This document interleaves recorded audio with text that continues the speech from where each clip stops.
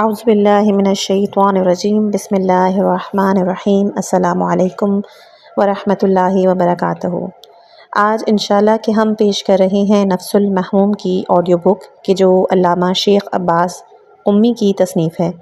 اس میں واقعہ کربلا کی مستند اور تفصیلی روایت آپ کو سننے کو ملے گی، تو آئیے اس کتاب کا آغاز کرتے ہیں۔ البتہ اس کے جتنے بھی پارٹس میں ریکارڈ کرتی جاؤں گی اس کے لیے آپ پلے لسٹ بنا دیں، نفس المحموم کے نام میں جا کر اس کو ملاحظہ کر سکتے ہیں۔ آج انشاءاللہ کہ اس کتاب کا حصہ نمبر 4 ہم پیش کریں گے۔ چلتے ہیں کتاب کی طرف۔ شیخ صدوق نے اپنے استاد کے ساتھ روایت کی کہ عمرو بن قیس مشرقی سے وہ کہتا ہے امام حسین کی خدمت میں اور میرا چچا زاد بھائی حاضر ہوئے، اور اس وقت آن جناب قصر بنی مقاتل میں تھے۔ ہم نے آپ کی خدمت میں سلام عرض کیا۔ میرے چچا زاد نے اس سے کہا، یہ سیاہی کہ جو آپ کی ریش مبارک میں دیکھ رہا ہوں خضاب سے ہے یا آپ کے بال خود اس رنگ کے ہیں؟ مولا فرماتے ہیں، خضاب سے ہم بنی ہاشم کے بال جلد سفید ہو جاتے ہیں۔ پھر آپ نے پوچھا، تم لوگ میری مدد کے لیے آئے ہو؟ میں نے عرض کی کہ میں کثیر العیال ہوں، لوگوں کا بہت سا مال میرے پاس ہے، میں یہ نہیں جانتا کہ یہ معاملہ کہاں پہنچے گا، میں پسند نہیں کرتا کہ لوگوں کی امانت کو ضائع کر دوں، اور میرے چچا زاد نے بھی اس قسم کی بات کی۔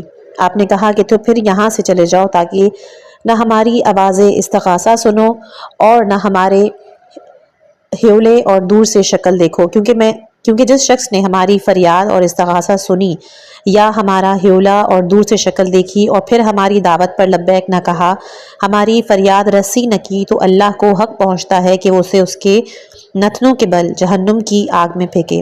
جب رات کا آخری حصہ ہوا تو حسین علیہ السلام نے حکم دیا، یہاں سے پانی لے لو اور کوچ کرو۔ پس قیصر بنی مقاتل سے روانہ ہوئے۔ عقبہ بن سمعان کہتا ہے کہ کچھ دیر ہم چلے کہ آن حضرت کو گھوڑے پر بیٹھے بیٹھے اونگ آئی۔ ایک لمحہ غنودگی میں رہ کر آپ بیدار ہوئے، کہا، انا للہ و انا الیہ راجعون والحمد للہ رب العالمین۔ ان کلمات کا 2-3 مرتبہ تکرار کیا۔ آپ کے بیٹے علی ابن الحسین نے کہ جو تیز گھوڑے پر سوار تھے ان کی طرف رخ کر کے عرض کی کہ آپ نے اللہ کی حمد اور استرجاع یعنی انا للہ کیوں پڑھا؟ کہا، بیٹا ابھی مجھے نیند آئی تو میں نے خواب میں ایک گھڑ سوار کو دیکھا جو میرے سامنے سے نمودار ہوا، جو کہہ رہا تھا، یہ لوگ جا رہے ہیں تو موت ان کی طرف آ رہی ہے، اور میں نے جان لیا کہ وہ ہمیں ہماری موت کی خبر دے رہا ہے۔ آپ کے شہزادے نے عرض کی، بابا جان کیا ہم حق پر نہیں؟ کہا، کیوں نہیں؟ اس خدا کی قسم کہ جس کی طرف لوگوں کی بازگشت ہے۔ تو کہنے لگے کہ پھر ہمیں اس کی پرواہ نہیں کہ ہم حق پر مرے۔ حسین نے کہا، خدا تمہیں جزائے خیر دے، بہترین وہ جزا جو ایک بیٹے کو باپ کی طرف سے دیتا ہے۔ جب صبح ہوئی تو امام حسین علیہ السلام گھوڑے سے اترے، نماز صبح پڑھی اور جلدی سوار ہو گئے۔ اپنے اصحاب کے ساتھ بائیں طرف کی راہ لی۔ جتنا آپ چاہتے کہ اپنے ساتھیوں کو متفرق کریں، حر آتا اور ایسا نہ ہونے دیتا۔ جتنا حر چاہتا تھا کہ انہیں کوفے لے جائے، اس پر اصرار کرتا، وہ انکار کرتے، یہاں تک کہ کوفے کی محاذات اور آمنے سامنے سے گزر کر اوپر کی طرف چلے گئے، یعنی شمال کی سمت، یہاں تک کہ نینوا تک پہنچ گئے۔ جب وہاں حسین علیہ السلام نے نزول کیا تو اچانک ایک شتر سوار پورے ہتھیاروں کے ساتھ کمان کندھے پر رکھے کوفے کی جانب سے آیا۔ سب رک کے اس کو دیکھ رہے تھے۔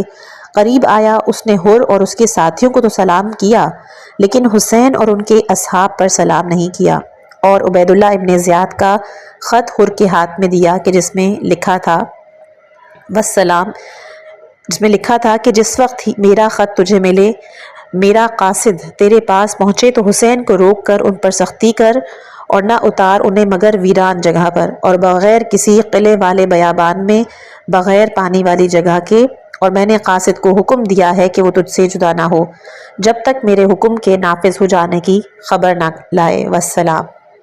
جب حر نے عبید اللہ کا یہ خط پڑھا، امام کے اصحاب سے کہا کہ یہ عبید اللہ کا خط ہے جس میں اس نے مجھے حکم دیا کہ جہاں کہیں اس کا خط مجھے ملے وہیں تم لوگوں کو روک لوں، اور یہ اس کا قاصد موجود ہے کہ جو مجھ سے جدا نہیں ہوتا، اور جب تک اس کے حکم کو تمہارے بارے میں انجام تک نہ پہنچا دوں۔ حر نے امام حسین علیہ السلام اور ان کے اصحاب پر سختی کی اس بے آب و گیاہ جگہ میں کہ جہاں کوئی بستی کوئی آبادی نہیں تھی اتروایا۔ امام حسین علیہ السلام نے کہا، وائے ہو تجھ پر ہمیں چھوڑ دے کہ ہم اس دیہات یعنی نینوا اور غازریہ میں یا اس دیہات یعنی شفیہ میں اتر جائیں۔ انہوں نے کہا کہ خدا کی قسم میں ایسا نہیں کر سکتا، اس شخص کو انہوں نے مجھ پہ جاسوس مقرر کیا۔ زہیر بن قین نے عرض کی خدا کی قسم میں اس طرح دیکھ رہا ہوں کہ اس کے بعد معاملہ زیادہ سخت ہو جائے گا۔ اے فرزند رسول خدا، اس جماعت کے ساتھ اس وقت قتال اور جنگ کرنا ہمارے لیے زیادہ آسان ہے ان سے جنگ کرنے کی نسبت کہ جو اس کے بعد آئیں گے۔ مجھے اپنی جان کی قسم اس کے بعد اتنے لوگ آئیں گے کہ جن سے مبارزہ کرنے کی ہم میں طاقت نہیں۔ حسین علیہ السلام نے کہا کہ میں ان سے جنگ کرنے میں پہل نہیں کروں گا، اور وہیں آپ اترے اور وہ جمعرات کا دن محرم الحرام اور 61 ہجری کی تاریخ تھی۔ سید کہتے ہیں اور امام حسین علیہ السلام کھڑے ہوئے اپنے اصحاب کے درمیان، انہوں نے خطبہ دیا، خدا کی حمد و ثنا کی، اپنے نانا کا ذکر کیا، ان پہ صلوات درود بھیجا اور کہا کہ ایسی مصیبت آن پڑی ہے کہ جسے تم لوگ دیکھ رہے ہو۔ امام حسین علیہ السلام کا زمین کربلا میں نزول اور عمر ابن سعد کا ادھر آنا اور اس کے بعد جو کچھ ان دونوں کے درمیان ہوا۔ جب امام حسین علیہ السلام نے زمین کربلا میں پڑاؤ ڈال دیا تو فرمایا کہ اس زمین کا کیا نام ہے؟ لوگوں نے عرض کی عقر۔ امام حسین علیہ السلام نے دوبارہ عرض کی کہ اس زمین کا کوئی اور نام؟ انہوں نے کہا کہ کربلا، اور اس زمین کو نینوا بھی کہتے ہیں، وہاں ایک بستی ہے۔ پس جناب رو پڑے اور کہا کربو بلا، مجھے نانی ام سلمہ نے خبر دی ہے کہ جبرائیل رسول خدا کے پاس آئے جبکہ آپ یعنی حسین میرے پاس تھے۔ جب روئے تو رسول خدا نے مجھے میرے بچے کو کہا چھوڑ دو، تو میں نے آپ کو چھوڑ دیا۔ پیغمبر نے آپ کو پکڑا، اپنی گود میں بٹھایا تو جبرائیل نے عرض کی کہ آپ اس شہزادے سے محبت کرتے ہیں؟ فرمایا ہاں۔ تو جبرائیل نے کہا کہ آپ کی امت انہیں قتل کرے گی، اور اگر آپ چاہیں تو اس زمین کی مٹی کو کہ جس میں قتل ہوں گے آپ کو دکھاؤں۔ پس جبرائیل نے اپنے پر کربلا کی زمین پر پھیلائے اور وہ زمین پیغمبر کو دکھائی۔ جب حسین سے عرض کیا گیا کہ یہ زمین کربلا ہے تو آپ نے اس مٹی کو سونگا اور فرمایا خدا کی قسم یہ وہی مٹی ہے کہ جس کی جبرائیل نے رسول خدا کو خبر دی تھی، اور میں اس سرزمین میں مارا جاؤں گا۔ بہرحال وہاں پر سب اترے، اپنے بار اور اسباب زمین پر رکھے، اور خود اس کے ساتھی امام حسین علیہ السلام کے مد مقابل اور سامنے اترے، اور پھر عبید اللہ کو خط لکھا کہ حسین نے کربلا میں اپنا ساز و سامان کھول دیا ہے اور خیمے نصب کر لیے ہیں۔ امام حسین علیہ السلام نے اس سرزمین میں اترنے کے بعد ایک دفعہ کاغذ اور دوات طلب کی اور اشراف کوفہ کو خط لکھا جس میں لکھا تھا بسم اللہ الرحمن الرحیم، حسین بن علی کی جانب سے سلیمان بن سرد، مسیب بن نجبہ، رفاعہ بن شداد، عبداللہ بن وال اور گروہ مومنین کی طرف، اما بعد تم جانتے ہو کہ رسول اللہ نے اپنی زندگی میں فرمایا کہ جو کسی ظالم جابر بادشاہ کو دیکھے، اور اس کے آگے پورا ایک ان کا طویل خطبہ ہے۔ بہرحال آپ نے یہ خط لکھ کر اس کو مہر لگائی اور قیس بن مسہر سوادی کے سپرد کی، اور کچھ عرصے کے بعد آپ کو جناب قیس کی شہادت کی خبر ملی تو آپ نے اس پر آنسو بہائے۔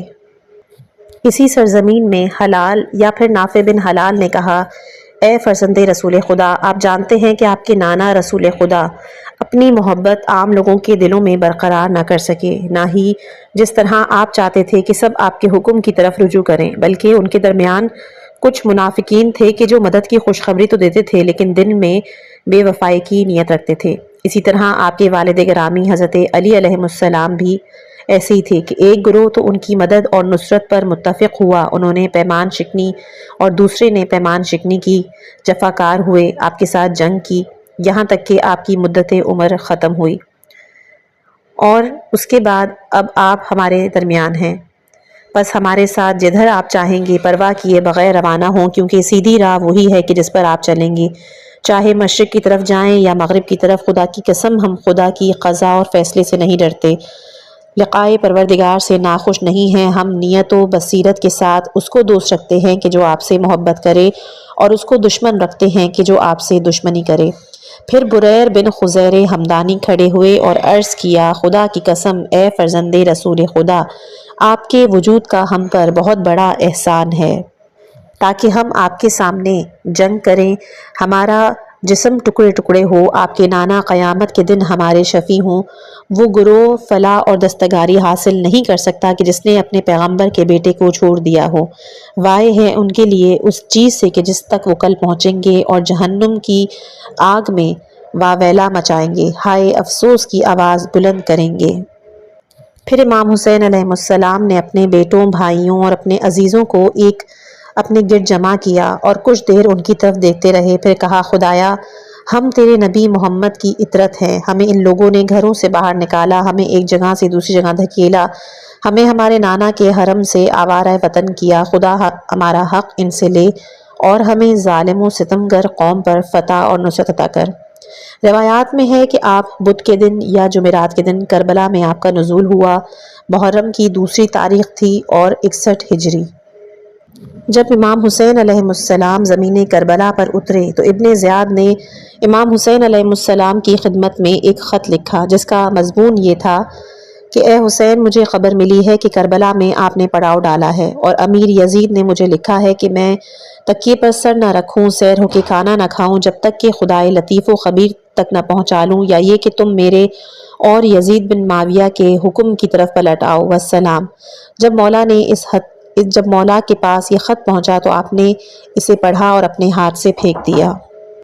اور پھر امام حسین علیہ السلام نے فرمایا کہ وہ قوم فلاح نہیں پا سکتی کہ جو مخلوق کی خوشنودی خالق کی ناراضگی کے بدلے خرید کرے۔ قاصد نے عرض کیا، اے ابا عبداللہ، خط کا جواب، یعنی کہ اس خط کا مولا نے اس سے کہا کہ اس خط کا میرے پاس کوئی جواب نہیں، کیونکہ عبید اللہ پر کلمہ عذاب لازم اور ثابت ہو چکا ہے۔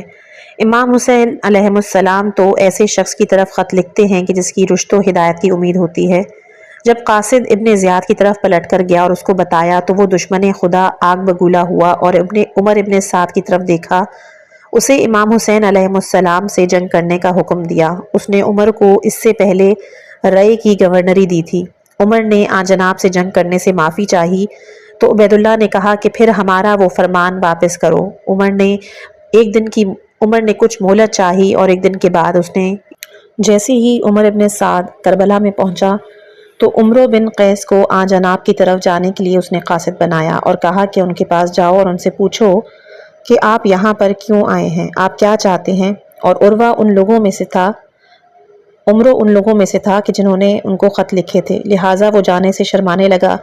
پھر سعد نے دوسرے سرداران لشکر سے یہی خواہش کی، انہوں نے بھی سب نے خطوط لکھے تھے، لہٰذا سب نے پہلو تہی کی اور انکار کیا اور جانے سے ناپسندیدگی ظاہر کی۔ تو کثیر بن عبداللہ شوبی اٹھ کھڑا ہوا، اور وہ جری و دلیر شاہ سوار تھا جو کسی بڑے سے بڑے کام سے روگردانی نہیں کرتا تھا۔ کہا، میں جاتا ہوں، اگر چاہو تو انہیں مکر و حیلے سے قتل کر دوں۔ عمر نے کہا کہ میں ان کا قتل ہونا نہیں چاہتا، لیکن ان کے پاس جا کر ان سے پوچھو کہ وہ کس مقصد کے لیے آئے ہیں۔ کثیر گیا تو جب ابو سمامہ ساعدی نے اسے دیکھا، عرض کی، اے ابا عبداللہ، یہ زمین کے لوگوں میں سے بدترین اور خون ریزی اور دھوکے سے قتل کرنے والوں میں سے ہے، لہٰذا خود اٹھ کر ان کی طرف گئے اور کہا کہ اپنی تلوار رکھ دو۔ اس نے کہا، میں اپنی تلوار نہیں رکھوں گا اور میں قاصد کے علاوہ کچھ نہیں، اگر مجھ سے پیغام سنو گی پیغام دوں گا، ورنہ واپس چلا جاؤں گا۔ ابو سمامہ نے کہا کہ پھر میں اپنا ہاتھ تیری تلوار کے دستے پہ رکھوں گا اور تم جو چاہو کہو۔ اس نے کہا، نہیں، خدا کی قسم تیرا ہاتھ اس تک نہیں پہنچے گا۔ تو انہوں نے کہا کہ پھر جو کچھ تو کہنا چاہتا ہے بتا، میں تیرا پیغام امام تک پہنچاؤں، لیکن میں تجھے ان تک چھوڑوں گا نہیں، تو ان کے قریب نہ جائے۔ پس دونوں نے ایک دوسرے کو برا بھلا کہا اور پھر کثیر عمر سعد کی طرف واپس چلا گیا۔ اس کو یہ خبر بتائی۔ عمر نے قرۃ بن قیس حنظلی کو بلایا، کہا، وائے ہو تجھ پر، اے قرہ، حسین کے پاس جاؤ، ان سے پوچھو کہ کیوں یہاں آئے ہیں، کیا چاہتے ہیں۔ قرہ آیا اور جب حسین نے ان کو دیکھا تو فرمایا کہ کیا کوئی اس شخص کو پہچانتا ہے؟ حبیب ابن مظاہر نے کہا کہ جی ہاں، حنظلہ بن تمیم قبیلے میں سے ہے اور ہماری بہن کا بیٹا ہے، اور میں اس کو پہچانتا تھا، لیکن مجھے یہ خیال نہیں تھا کہ وہ اس مقام پہ حاضر ہوگا۔ پس وہ آیا، امام کی خدمت میں سلام عرض کی، پیغام پہنچایا۔ حسین نے کہا کہ تمہارے شہر کے لوگوں نے مجھے خطوط لکھے، مجھ سے خواہش کی کہ میں یہاں آؤں، اب اگر مجھے ناپسند کرتے ہو تو میں واپس چلا جاتا ہوں۔ حبیب ابن مظاہر نے کہا، اے قرہ، تجھ پہ وائے ہو، کہاں جاتے ہو؟ اس ستمگر ظالم قوم کی طرف، اس مرد خدا کی مدد اور نصرت کرو جس کے باپ دادا کی وجہ سے تمہیں کرامت اور عزت بخشی ہے۔ قرہ نے کہا کہ میں واپس جاتا ہوں، اس کے پیغام کا جواب پہنچاتا ہوں تاکہ میں دیکھوں کہ کیا ہوتا ہے۔ پس وہ عمر کے پاس گیا اور اس کو ساری خبر بتائی تو اس نے کہا کہ میں امید رکھتا ہوں کہ خدا ہماری ان سے جنگ نہ کروائے۔ عبید اللہ ابن زیاد کی طرف خط لکھا، بسم اللہ الرحمن الرحیم، اما بعد، جب میں حسین کے قریب اترا تو میں نے ایک قاصد بھیجا اور ان سے پوچھا کہ وہ کیوں آئے اور کیا چاہتے ہیں۔ انہوں نے کہا کہ ان شہروں کے لوگوں نے مجھے خط لکھا ہے اور قاصد بھیجے، میں ان کے پاس آیا ہوں، چنانچہ اب اگر وہ میرے آنے کو ناپسند کرتے ہیں اور اس چیز سے کہ جو ان کے قاصد لے کر آئے پشیمان ہو گئے تو میں واپس چلا جاتا ہوں۔ حسان بن قائد عصبی کہتا ہے کہ میں عبید اللہ کے پاس موجود تھا جب یہ خط اس کے پاس آیا۔ اس لعین نے کہا کہ اب جبکہ ہمارے پنجے اس میں گڑ گئے ہیں، نجات اور رہائی کی وہ آرزو رکھتا ہے جبکہ گریز اور بچ نکلنے کا کوئی راستہ نہیں ہے۔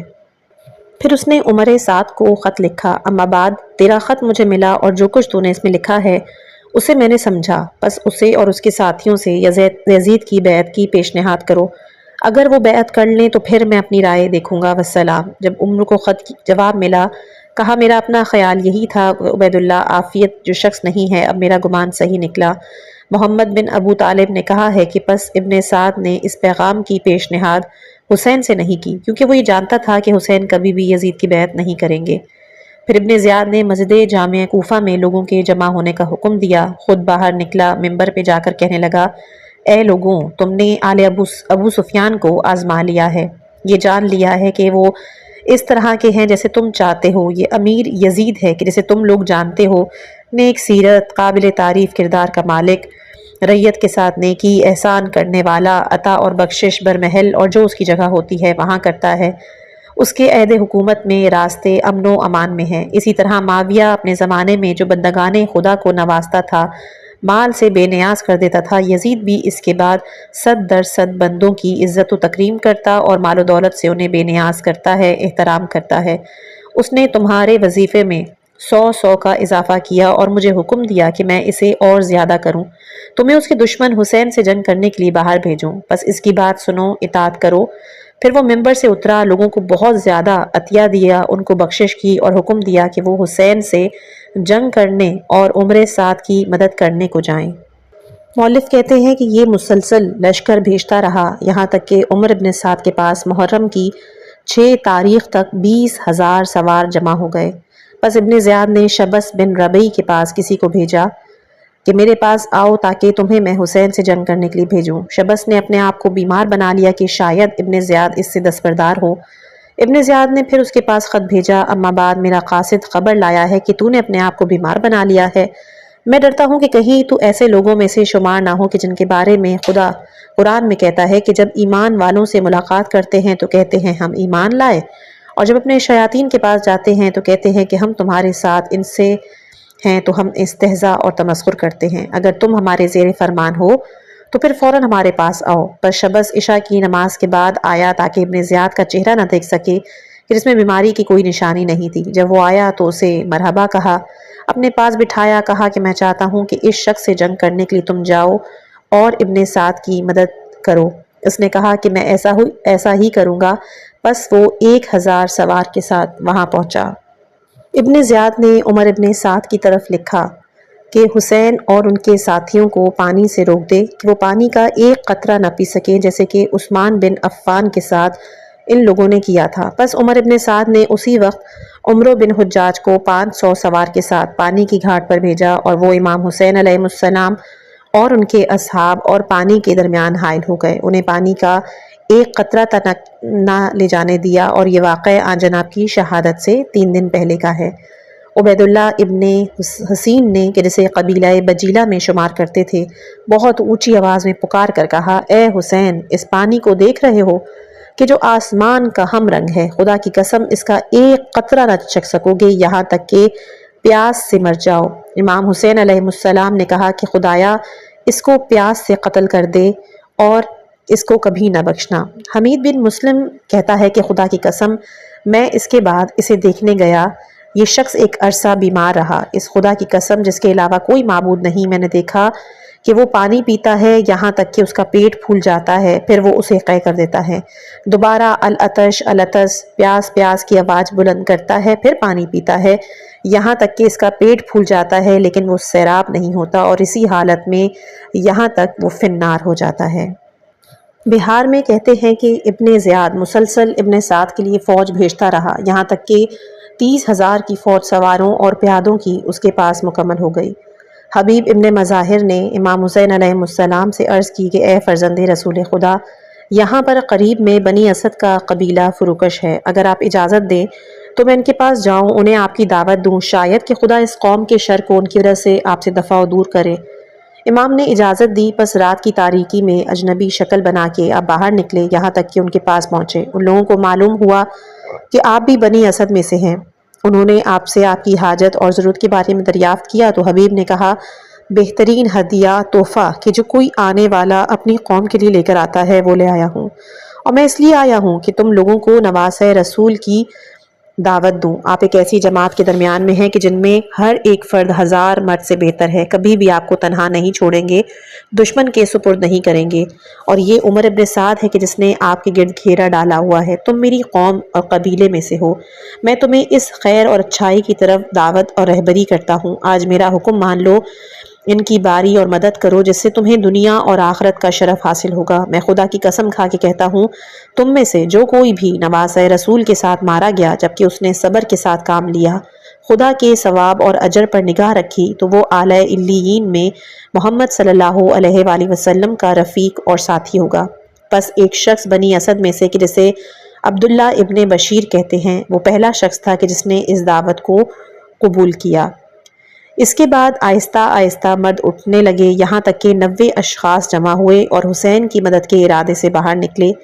اسی وقت ایک شخص عمر ابن سعد کے پاس گیا اور اس کو آگاہ کیا تو ابن سعد نے اپنے ہمراہیوں میں سے ایک شخص کے جس کا نام ارزق تھا 400 سواروں کے ساتھ اس گروہ کی طرف بھیجا کہ جو حسین کی لشکرگاہ سے باہر نکلا ہوا تھا۔ رات کی تاریکی میں ابن سعد کے سواروں نے فرات کے کنارے سے ان کا راستہ روکا، حالانکہ ان کی اور حسین کے درمیان تھوڑی سی مسافت تھی، پس وہ آپس میں الجھے، سخت جنگ ہوئی۔ حبیب نے ارزق کو پکار کر کہا، وائے ہو تجھ پر، تجھے ہم سے کیا کام، چھوڑ تیرے علاوہ کوئی اور بدبخت بنے، لیکن ارزق نے انکار کیا، واپس نہ گیا، اور بنی اسد سمجھ گئے کہ ہم میں مقابلہ کرنے کی طاقت نہیں، لہٰذا شکست کھا کر قبیلے کی طرف پلٹے، اور اس قبیلے نے راتوں رات وہاں سے کوچ کیا کہ مبادا ابن سعد رات کو ان پر حملہ کرے۔ حبیب ابن مظاہر امام حسین علیہ السلام کی طرف پلٹ آئے، انہیں خبر بتائی تو امام حسین علیہ السلام نے کہا، لا حول ولا قوت الا باللہ، حول اور قوت کہ بس ہمارے خدا کی طرف سے ہے۔ ابن سعد کے گھڑ سوار بھی فرات کے کنارے پر واپس لوٹ گئے۔ امام اور اصحاب فرات کے پانی کے درمیان حائل ہو گئے۔ ان کے ساتھیوں کو پیاس نے سخت آزردہ کیا کہ آن جناب نے کدال اٹھایا، خواتین کے خیام کے پیچھے 9 یا 10 قدم کے فاصلے پر جنوب کی طرف کھودا تو خوشگوار پانی نکلا، جسے آپ نے اور آپ کے ساتھیوں نے پیا، مشقیں پرکھیں، اس کے بعد وہ پانی غائب ہو گیا، اس کا کوئی نام و نشان نہیں۔ مدینۃ الجزائر کتاب میں اس قضیے کو ان کے معجزات کے سیاق میں لکھا جاتا ہے۔ یہ خبر ابن زیاد تک جب پہنچی، اس نے ابن سعد کو پیغام دیا کہ مجھے خبر ملی ہے کہ حسین کنواں کھود رہا ہے اور پانی نکالتا ہے، خود اور اس کے ساتھی پیتے ہیں، جب یہ خط تمہیں ملے تو اچھی طرح سے نظر رکھنا کہ انہیں جتنا ہو سکتا ہے کنواں کھودنے سے روکو، ان پر سختی اور تنگی کرو، انہیں پانی نہ پینے دو، اور ان کے ساتھ وہی سلوک کرو کہ جو انہوں نے عثمان کے ساتھ کیا تھا۔ اس وقت ابن سعد نے ان سے تنگی اور سختی شروع کر دی تھی۔ محمد بن طلحہ اور علی بن عیسیٰ نے کہا کہ ان پر پیاس کی شدت ہوئی تو اصحاب میں سے ایک نے کہ جس کا نام یزید بن حسین حمدانی تھا، وہ عابد زاہد تھا، امام حسین علیہ السلام سے عرض کی، اے فرزند رسول خدا، مجھے اجازت دیں کہ میں بن سعد کے پاس جاؤں اور اس سے پانی کے بارے میں بات چیت کروں، شاید کہ وہ اپنے اس فعل پر نادم اور پشیمان ہو، اس سے رک جائے۔ آپ نے اس سے کہا کہ تمہیں اختیار ہے۔ بس یزید حمدانی عمر ابن سعد کے پاس آئے اور اس کے خیمے میں داخل ہوئے، لیکن اس پر سلام نہ کیا۔ عمر نے کہا، اے حمدانی بھائی، یہ کون سی چیز تجھے سلام سے مانے ہوئی؟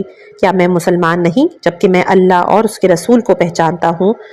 تو یزید نے کہا کہ اگر تو مسلمان ہوتا رسول خدا کی اطرت سے جنگ کرنے کے لیے باہر نہ آتا، انہیں قتل کرے، نیز یہ فرات کا پانی کہ جسے دیہات کے کتے اور خنزیر پی رہے ہیں، تو نے انہیں حسین کے بھائیوں، خواتین اور خاندان کے لوگوں سے روک رکھا ہے، انہیں پینے نہیں دیتا، وہ پیاس سے جان دے رہے ہیں، اور پھر تو خیال کرتا ہے کہ تو خدا اور رسول کو پہچانتا ہے۔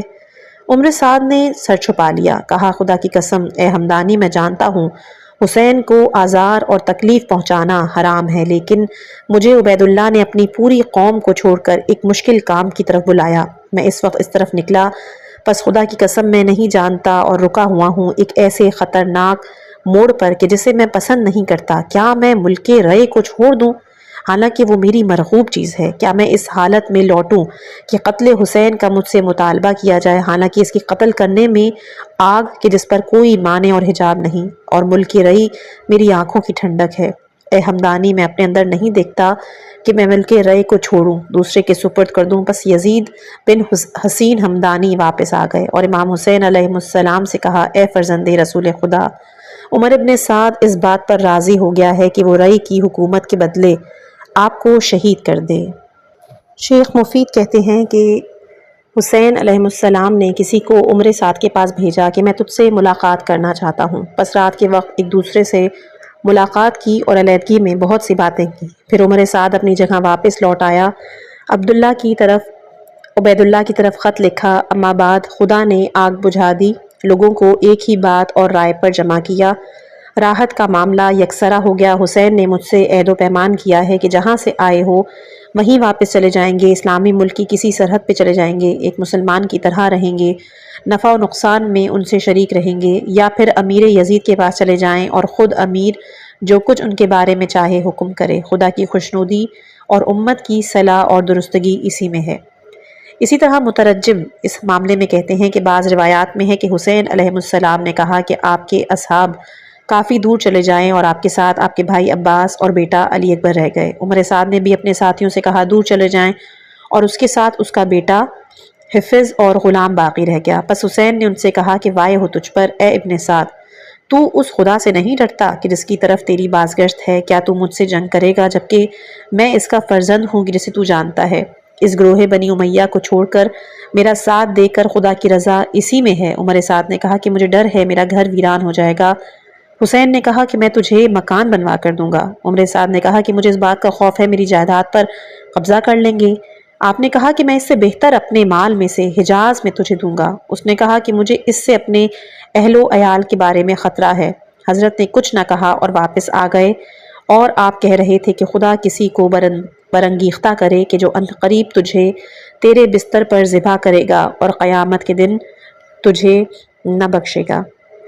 اسی طرح طبری نے بھی اس حوالے سے کہا ہے، بس ان کا کہنا یہ ہے کہ اس گفتگو سے کوئی بھی آگاہ نہیں ہوا تھا، یعنی کہ امام حسین اور یہ شخص، یہ دونوں جب گفتگو کی تو ان کے پاس کوئی بھی موجود نہیں تھا، واللہ العالم۔ جب عمر سعد کا خط عبید اللہ کو پہنچا، اس نے پڑھا اور کہا کہ یہ خط ایسے شخص کا ہے کہ جو اپنے امیر کا مخلص، اپنی قوم کا مشفق اور مہربان۔ تو اس نے شمر بن ذیلجوشن کھڑا ہو گیا، کہا کہ آپ اس بات کو قبول کر لیں گے جبکہ وہ آپ کی زمین اور آپ کے پہلو میں اترا ہوا ہے۔ خدا کی قسم اگر وہ آپ کے علاقے سے باہر چلا گیا تو پھر وہ آپ کے ہاتھ میں ہاتھ نہیں دے گا، وہ زیادہ طاقتور اور آپ کمزور اور عاجز ہو جائیں گے، لہٰذا یہ بات اس سے قبول نہ کریں کیونکہ اس میں آپ کی شکست ہے، مگر یہ کہ وہ اور اس کے ساتھی آپ کے حکم کے سامنے سر تسلیم خم کریں، اس کے بعد آپ انہیں سزا دیں تو آپ کی مرضی، اگر بخش دیں اور درگزر کریں تو بھی آپ کی مرضی۔ ابن زیاد نے کہا کہ تیری رائے بہت اچھی ہے، میرا یہ خط عمر ابن سعد کے پاس لے جا تاکہ وہ اسے حسین اور اس کے ساتھیوں کے سامنے پیش کرے کہ یہ میرے حکم کو اپنے بارے میں تسلیم کریں، اور اگر قبول کر لیں تو انہیں میرے پاس بھیج دے، اور اگر وہ اس سے روگردانی کریں تو پھر ان سے جنگ کرو۔ اگر عمر سعد اس بات کو قبول کرے تو پھر تم اس کی بات سننا، اس کے حکم کی اطاعت کرنا، اور اگر وہ انکار کرے تو پھر میرا تو امیر لشکر بن جانا، ابن سعد کی گردن اڑا دینا، اس کا سر میرے پاس بھیج دینا۔ اور ابن سعد کو خط لکھا کہ میں نے تجھے حسین کی طرف اس لیے نہیں بھیجا تاکہ اس سے شر اور مصیبت دور کرو، معاملے کو طول دو، اسے سلامت اور بقا کی امید دلاؤ، اس طرف سے عذر خواہی کرو، اس کی سیر سے اس کی میرے پاس شفاعت اور سفارش کرو۔ دیکھو اگر حسین اور اس کے ساتھی میرے حکم کے سامنے تسلیم ہوتے ہیں، میرے فرمان کے سامنے گردن جھکاتے ہیں، انہیں میرے پاس بھیج دو، اور اگر روگردانی کرتے ہیں، قبول نہیں کرتے ہیں تو پھر ان پر لشکر کشی کرو، یہاں تک کہ انہیں قتل کر دو، ان کے اعضاء اور جوارح الگ الگ کر دو، کیونکہ وہ اس کے مستحق ہیں۔ جب حسین کو قتل کر لو، اس کے سینے اور پشت کو گھوڑوں کے سموں کے نیچے رون ڈالو، کیونکہ وہ اپنے کو آزاد اور تکلیف پہنچانے والا، قطعی رحم کرنے والا ستمگار ہے۔ میں خیال نہیں کرتا کہ موت کے بعد یہ عمل کوئی نقصان پہنچاتا ہے، لیکن ایک بات میری زبان پر آ گئی ہے کہ جب اس کو قتل کرو، اس کے بدن کے ساتھ یہ عمل کرو۔ اب اگر تم میری فرما برداری کرو تو اطاعت پر تمہیں اجر و پاداش ہوگی، اور اگر انکار کرو تو پھر ہمارے کام اور لشکر سے الگ ہو جاؤ اور شمر کے حوالے کر دو کہ جسے میں نے اپنا حکم دے دیا ہے۔ والسلام۔ شمر اس خط کو لے کے کربلا میں وارد ہوا اور اس نے کہا کہ اب تم مجھے بتاؤ کہ امیر کے فرمان کو انجام دینا ہے یا پھر دشمنی سے جنگ کرنی ہے یا نہیں، اگر نہیں تو پھر یہ لشکر اور فوج میرے سپرد کر دو۔ عمر سعد نے کہا کہ میں تیرے سپرد نہیں کرتا، تیرے لیے یہ کرامت نہیں ہے، میں خود ہی یہ کام کروں گا، البتہ تم پیادہ فوج کے امیر ہوگے۔ عمر سعد جمعرات کے دن 9 محرم کو حسین کی جانب لشکر لے کے چلے۔ شمر آیا، یہاں تک کہ اصحاب حسین کے قریب آ کے کھڑا ہوا۔ اس نے کہا کہ ہماری بہن یعنی ان کی خاندان کی خاتون کا بیٹا کہاں ہے؟ تو جناب عباس، عبداللہ، جعفر اور عثمان باہر نکلے۔ کہا کیا چاہتا ہے؟ اس نے کہا اے میری بہن کے بیٹے، تمہارے لیے امان ہے۔ ان نوجوانوں نے کہا لعنت ہے تجھ پر اور تیری امان پر، کیا ہمیں تو امان دیتا ہے اور فرزند رسول خدا کے لیے امان نہیں ہے؟ راوی کہتا ہے کہ پس شمر لعین اس وقت آگ بگولہ ہو کر واپس لوٹا، اور پھر عمر سعد نے پکار کر کہا کہ اے لشکر خدا سوار ہو جاؤ، جنت کی تمہیں بشارت ہو۔ پس لوگ سوار ہونے لگے اور عصر کی نماز کے بعد جنگ کا عزم اور ارادہ کیا۔ حضرت امام صادق علیہ السلام سے روایت شدہ حدیث میں ہے کہ تاسوعہ یعنی 9 محرم کا دن کہ جب حسین اور ان کے اصحاب کا محاصرہ کیا گیا، اہل شام کے لشکر نے انہیں گھیرا، اپنے اونٹ وہاں بٹھائے۔ مرجانہ کا بیٹا عمر سعد اپنے لشکر کی کثرت پر خوش تھے، حسین کو کمزور سمجھا، انہیں یقین ہو گیا تھا کہ ان کا کوئی مددگار نہیں آئے گا اور اہل عراق آپ کی مدد نہیں کریں گے۔ کہا میرا باپ قربان ہو اس مسافر پر کہ جسے کمزور سمجھا گیا۔ جب عمر سعد نے منادی کروائی تو اس کے ساتھی سوار ہوئے، حسین کے خیموں کے قریب پہنچے۔ امام حسین علیہ السلام اپنے خیمے کے آگے بیٹھے، تلوار پر تکیہ کیے، سر زانوں پہ رکھا تھا کہ ان کی بہن زینب سلام اللہ علیہا نے لشکر کی چیخ و پکار سنی، بھائی کے قریب آئیں، عرض کی آپ یہ شور اور غوغا، چیخ و پکار نہیں سن رہے جو مسلسل ہمارے قریب آ رہی ہے؟ انہوں نے سر زانوں سے اٹھایا، کہا کہ میں نے ابھی ابھی رسول خدا صلی اللہ علیہ وآلہ وسلم کو خواب میں دیکھا، آپ نے مجھ سے فرمایا کہ تم ان قریب ہمارے پاس آ رہے ہو۔ بس آپ کی بہن نے اپنا منہ پیٹ لیا، آہو شیون کی، واویلا کی۔ امام نے کہا یہ نالا اور شیون کا وقت نہیں، اے بہن خاموش رہو، خدا تم پر رحمت نازل کرے۔ جناب عباس نے آپ سے آ کر عرض کی کہ بھائی ایک گروہ آیا ہے۔ حسین اٹھ کھڑے ہوئے، عباس سے کہا کہ میری جان تم پہ فدا ہو، سوار ہو کر ان سے ملاقات کرو، ان سے پوچھو کون سی نئی بات ہوئی، تم لوگ کیوں آئے ہو؟ جناب عباس علیہ السلام 20 سواروں کے ساتھ آئے، زہیر بن قین، حبیب بن مظاہر بن کے ساتھ تھے۔ جناب عباس نے کہا کہ تمہارا مقصد کیا ہے، کیا چاہتے ہو؟ انہوں نے کہا کہ امیر کا فرمان ہے کہ ہم لوگوں سے کہیں کہ یا تو ان کے حکم کے سامنے تسلیم ہو جائیں یا پھر جنگ کریں۔ آپ نے فرمایا جلدی نہ کرو یہاں تک کہ میں ابو عبداللہ کے پاس جاؤں اور جو کچھ آپ کہتے ہیں میں ان کی خدمت میں پیش کروں۔ کہا کہ جائیں اور انہیں آگاہ کریں، جو کچھ وہ کہیں ہمارے پاس پیغام لے آئیں۔ پس جناب عباس علیہ السلام تیزی کے ساتھ امام حسین علیہ السلام کی طرف لوٹے اور انہیں خبر دی، اور آپ کے ساتھی وہیں کھڑے رہے، اس قوم سے باتیں کرتے رہے۔ حبیب بن مظاہر نے زہیر بن قین سے کہا کہ اگر آپ چاہیں آپ بات کریں اور اگر پسند کریں تو میں بات کروں۔ زہیر نے کہا کہ چونکہ آغاز آپ نے کیا لہٰذا آپ بات کریں۔ بس حبیب ابن مظاہر نے کہا خدا کی قسم برے ہیں وہ لوگ کہ جو کل خدا کی بارگاہ میں جائیں تو اس کے پیغمبر کے فرزند کو، ان کی عطرت اور خاندان اور ان کے شہر کے خدا پرستوں کو کہ جو وقت سحر اس کی بندگی میں کھڑے ہوتے ہیں زیادہ سے زیادہ ذکر محمد کرتے ہیں، انہیں قتل کر چکی ہوں۔ عزرا بن قیس نے کہا تم جتنا ہو سکتا ہے خود ستائی کرتے ہو۔ زہیر نے اس سے کہا اے عزرا، خدائے عزوجل نے ان لوگوں کو یاد کیا ہے، ان کی رہنمائی ہدایت کی ہے، پس خدا سے ڈرو۔ میں تیرا خیر خواہ ہوں، میں تمہیں خدا کی قسم دیتا ہوں ان لوگوں میں سے نہ ہو کہ جو گمراہوں کی مدد کرتے ہیں، ان کے لیے پاکیزہ نفوس کو قتل کرتے ہیں۔ عذرا نے کہا کہ تم تو اس خاندان کے شیعوں میں سے نہیں تھے، تم تو عثمانی تھے۔ تو زہیر نے کہا کہ کیا میرے یہاں ہونے سے تجھے پتہ نہیں چلا کہ میں ان میں سے ہوں؟ خدا کی قسم میں نے آن جناب کی طرف خط نہیں لکھا، میں نے قاصد نہیں بھیجا، ان کی مدد کرنے کے لیے خوشخبری انہیں نہیں دی، البتہ راستے میں نے ان سے ملاقات کی، رسول خدا کو یاد کیا اور جو قدر و منزلت آن جناب کو رسول خدا سے تھی اسے پہچانا، جو کچھ دشمن کی طرف اور تمہاری جماعت کی طرف ان پر گزرنے والا ہے میں نے اس سے جانا، لہٰذا میری رائے یہ ہوئی کہ میں ان کی مدد کروں، ان کی جماعت میں شامل ہوں اور اپنی جان ان پہ قربان کروں تاکہ خدا اور رسول کے اس حق کی کہ جسے تم لوگوں نے ضائع کر دیا ہے محافظت کروں۔ باقی رہے جناب عباس بن علی، تو وہ گئے اور جو کچھ ان لوگوں نے کہا تھا اس کی خبر دی۔ امام نے کہا ان کے پاس واپس جاؤ، اگر کر سکو تو معاملے کو کل پہ ڈال دو، آج کی رات انہیں واپس پلٹا دو کہ شاید ہم پروردگار کے لیے نماز پڑھ سکیں، اس سے دعا اور استغفار کریں، کیونکہ وہ جانتا ہے کہ میں نماز پڑھنے، اس کی کتاب کی تلاوت کرنے، کثرت دعا و استغفار کو دوست رکھتا ہوں۔ پس عباس علیہ السلام ان لوگوں کی طرف گئے اور جب پلٹ کر آئے تو عمر ابن سعد کا قاصد آپ کے ساتھ تھا۔ پس وہ شخص وہاں کھڑا ہوا جہاں سے اس کی آواز سنائی دیتی تھی، اس نے کہا کہ ہم نے کل تک آپ لوگوں کو مہلت دی ہے، اگر تو تم لوگ تسلیم۔ پس امام حسین علیہ السلام نے اپنے اصحاب کو غروب کے وقت جمع کیا۔ امام علی ابن الحسین علیہ السلام فرماتے ہیں کہ میں ان کے قریب جا بیٹھا تاکہ سنوں کہ وہ کیا کہتے ہیں۔ میں اس وقت بیمار تھا، میں نے سنا کہ آپ اپنے اصحاب سے کہہ رہے تھے، میں خدا کی بہترین ثنا کرتا ہوں، خوش اور سختی میں اس کی حمد و تعریف کرتا ہوں۔ خدایا میں تیری اس بات پر حمد کرتا ہوں کہ تو نے نبوت کے ساتھ عزت و تکریم بخشی، ہمیں قرآن کی تعلیم دی، دین کا فہم دیا، ہمیں کان، آنکھیں، دل، بس ہمیں اپنے شکر گزاروں میں سے قرار دے۔ اما بعد، میں کوئی اصحاب نہیں جانتا کہ جو زیادہ وفادار اور بہتر ہوں میرے اصحاب سے، نہ کوئی اہل بیت اور گھر والے کہ جو زیادہ نیکی اور احسان کرنے والے، زیادہ صلہ رحمی کرنے والے اور زیادہ بافضیلت اپنے اہل بیت سے۔ بس خدا تمہیں جزائے خیر سے میری طرف سے، اور میرا گمان ہے کہ اس قوم کے ساتھ جنگ ہو کر رہے گی۔ میں تم سب کو اجازت دیتا ہوں، پس تم سب چلے جاؤ، تمہارے لیے حلال ہے، میں بیعت کی ذمہ داری تم سے اٹھاتا ہوں۔ اس وقت رات ہے، تاریکی نے تمہیں گھیر رکھا ہے، سواری کا اونٹ قرار دو اور میری اہل بیت میں سے ایک ایک فرد کا ہاتھ پکڑو، دیہاتوں اور شہروں میں منتشر ہو جاؤ، یہاں تک کہ خداوند عالم کا شائستہ، کیونکہ یہ لوگ تو صرف مجھے چاہتے ہیں، جب انہیں مجھ پر دسترس حاصل ہو جائے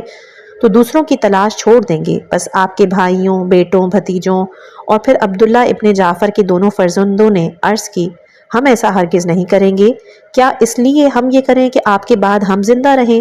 خدا نہ کرے کہ کبھی ایسا ہو۔ جناب عباس ابن علی علیہ السلام نے گفتگو کا آغاز کیا اور پھر باقی جماعت نے ان کی پیروی کی اور ان کی طرح کی یا اس کے قریب بات کی۔ پس حسین علیہ السلام نے اولاد عقیل سے کہا کہ مسلم کا شہید ہونا تمہارے لیے کفایت کرتا ہے، بس تم لوگ چلے جاؤ، میں تمہیں اجازت دیتا ہوں۔ انہوں نے کہا سبحان اللہ، لوگ کیا کہیں گے؟ وہ کہیں گے کہ ہم نے اپنے بزرگ اور سردار اور اپنے بہترین چچاؤں کی اولاد کو چھوڑ آئے ہو، نہ ان کے ساتھ مل کر تیر پھینکا، نہ نیزہ اور تلوار چلائی، نہ ہمیں پتہ چلا کہ انہوں نے کیا کیا۔ خدا کی قسم ہم ایسا نہیں کریں گے، بلکہ مال، جان، افراد، خاندان کے ساتھ مواسات اور قربانی دیں گے، انہیں آپ کی راہ میں فدیہ دیں گے، آپ کی میت میں ہم بھی وہیں جائیں گے، برا ہو اس زندگی کا کہ جو آپ کے بعد ہو۔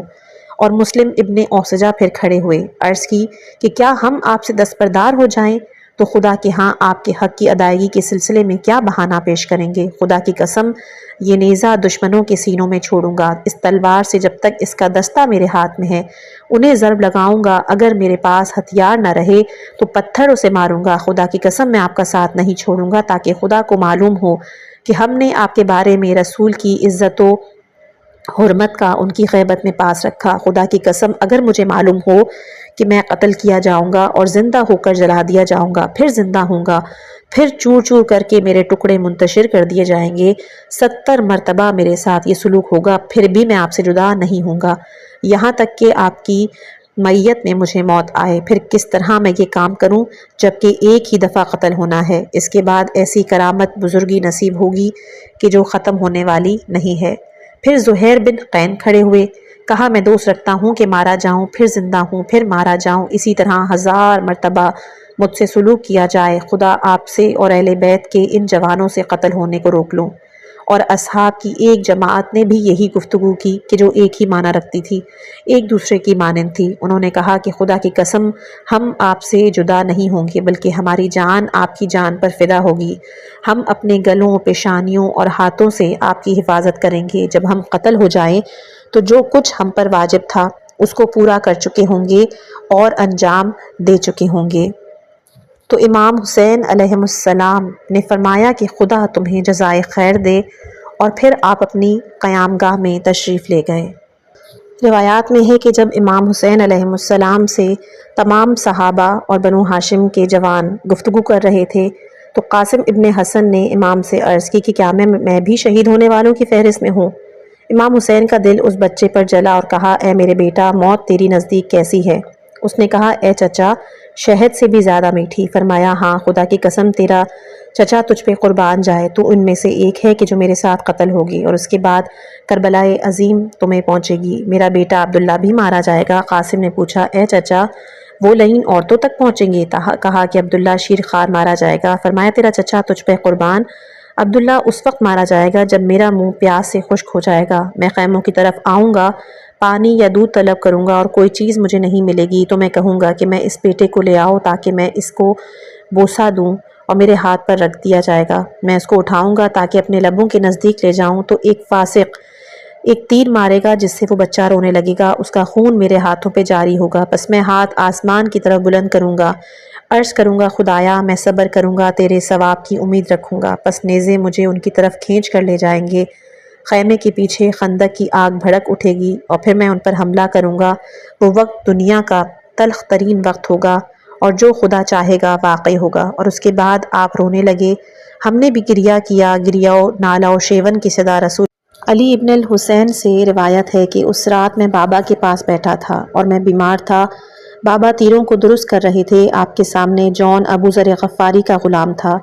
میرے بابا نے چند اشعار پڑھے 2 یا 3 مرتبہ، اور ان اشعار کی تکرار سے میں مقصد سمجھ گیا، پس گریہ مجھے گلوگیر ہوا، لیکن میں نے اسے ضبط کیا، خاموش رہا اور سمجھ گیا کہ بلا اور تکلیف آنے والی ہے۔ لیکن میری پھوپھی زینب نے بھی وہ کلمات سنے۔ میں نے سنا رقت قلبی، گریہ و زاری کرنا عورت کی شان ہے، لہٰذا وہ برداشت نہ کر سکیں، وہ تڑپ کے اٹھ کھڑی ہوئیں، اپنی دامن ابا کھینچتی ہوئی میرے بابا کے پاس گئیں اور کہا ہائے افسوس اس مصیبت پر، کاش موت نے آ کر میری زندگی کو ختم کر دیا ہوتا۔ آج میری ماں فاطمہ، میرا باپ علی، میرے بھائی حسن دنیا سے رخصت ہوئے ہیں، اسے جانے والوں کو جانشین اور باقی رہنے والوں کی پناہ گاہ۔ پس امام نے بہن کی طرف دیکھا اور کہا اے پیاری، تیرے حلم اور بردباری کو ہاتھ نہ چھوئے۔ آپ کی دونوں آنکھوں میں آنسو آ گئے۔ پھر میری پھوپھی نے کہا کیا ظلم و ستم سے تجھے ہم سے چھین لیں گے؟ یہ چیز میرے دل میں زیادہ پھوڑے اور زخم لگانے والی ہے، میری جان پر زیادہ سخت دشوار گرا ہے۔ پھر آپ نے اپنا منہ پیٹا، گریبان چاک کیا اور بے ہوش ہو کر گر پڑیں۔ امام حسین علیہ السلام اٹھے اور ان کے چہرے پر پانی چھڑکا، یہاں تک کہ آپ ہوش میں آئیں۔ پھر آپ نے ان سے فرمایا اے پیاری بہن، تقوی الہی اختیار کرو، صبر شکیبائی سے اور خدا سے تسلی و تعزیت چاہ اور جان سے لے کہ اہل زمین سب مر جائیں گے، اہل آسمان باقی نہیں رہیں گے، ہر چیز فنا ہو جائے گی مگر ذات خدا، وہی خدا کہ جس نے اپنی قدرت سے مخلوق کو پیدا کیا، دوبارہ انہیں قبروں سے اٹھائے گا، اس کی طرف پلٹ جائیں گے۔ خدا ہی ایک اکیلا ہے، میرے نانا مجھ سے بہتر، میرے بابا مجھ سے بہتر، میری ماں مجھ سے بہتر، میرے بھائی مجھ سے بہتر۔ مجھے اور ہر مسلمان کو رسول خدا صلی اللہ علیہ وآلہ وسلم کی تعصی کرنا چاہیے، اور دوسری اس قسم کی باتوں سے آن جناب نے انہیں تسلی دی۔ آپ نے کہا اے میری پیاری بہن، مجھے تجھے قسم دیتا ہوں کہ میری قسم کو سچ کر دکھانا، مجھ پر گریبان چاک نہ کرنا، چہرے کو نہ خراشنا، جب میری شہادت ہو جائے واویلا اور شور و غل کی آواز بلند نہ کرنا۔ پھر آپ نے جناب زینب سلام اللہ علیہا کو میرے پاس لا کے بٹھایا اور خود اصحاب کے پاس چلے گئے۔ حکم دیا، انہوں نے خیموں کو ایک دوسرے کے قریب لگایا، ان کی رسیاں ایک دوسرے میں آویزاں کیں۔ حکم دیا کہ وہ خود اگلے خیموں میں رہیں۔ ایک ہی طرف سے دشمن سے روبرو ہوں اور عورتوں کے خیمے ان کے پیچھے دائیں بائیں ہوں اور ہر طرف سے پہرے داروں کو درمیان میں، سوائے اس جانب کے کہ جدھر سے دشمن ان کا رخ کرے۔ امام اپنی قیام گاہ کی طرف پلٹ گئے، ساری نماز استغفار اور تضرع و زاری میں گزاری۔ اسی طرح اصحاب بھی بیدار تھے، نماز پڑھتے، دعا و استغفار کرتے تھے۔ مؤلف کہتے ہیں کہ شام سے لے کر صبح تک شہد کی مکھیوں جیسی بھنبھناہٹ تھی، رکوع، سجود، قیام و قعود میں تھے، اور حسین کی یہی عادت اور طریقہ کار، نماز کی کثرت اور صفات کے کمال کے لحاظ سے آپ اسی طرح تھے جیسا کہ آپ کے فرزند ہمارے امام مہدی صلوات اللہ علیہ نے ان کی توصیف کی ہے کہ آپ قرآن کی سند تھے، آپ امت کے لیے مدد و قوت تھے، اطاعت الہی میں جد و جہد کرتے تھے، عہد و میثاق کے محافظ تھے، فاسقوں کے راستے سے ہٹے ہوئے تھے، راہ حق میں اپنی پوری کوششیں صرف کرتے تھے، لمبے لمبے رکوع اور سجود کرتے تھے، دنیا سے پرہیز کرتے تھے اس شخص کی طرح کہ جو اس سے کوچ کرنے والا ہے، اور دنیا کی طرف اس سے وحشت محسوس کرنے والے کی طرح دیکھتے تھے۔ اس کے بعد سے جو روزے عاشور کے واقعات ہیں وہ انشاءاللہ اگلے آنے والی آڈیو میں پیش کیے جائیں گے۔